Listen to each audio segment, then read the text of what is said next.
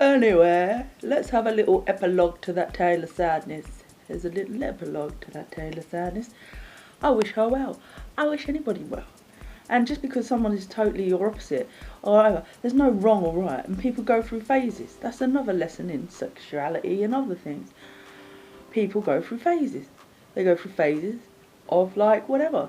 And the more crap shit that happens to you as a predominantly gay woman who finds herself mostly attracted to women, the more shit, the more your character gets diminished or smashed up or disrespected or hated on, you get weaker, or that sense of character gets weaker. So you might find yourself like hanging out with a guy just for the company, and then you might find this happens and that happens and you get bent out of different shapes.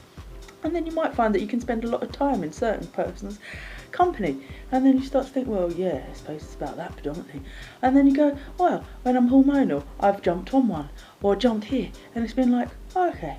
And you sort of toy with the idea, but predominantly, you are just what you are.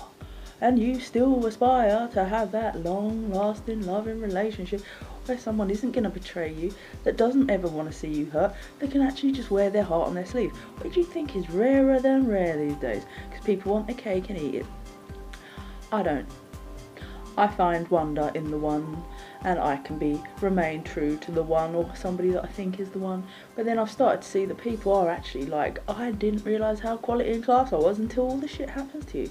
So no matter what you're going through in life, doesn't matter how hard it gets, if you feel like you are suffering and you feel like you're being wronged, guess what that means? You're rare, you're a fucking good one, man. You know, if you're not inflicting that shit on anybody else and it feels like you're just being walked over all the time, they ain't got integrity. They might not like you, whatever. Character's character. Sometimes you just don't care anymore.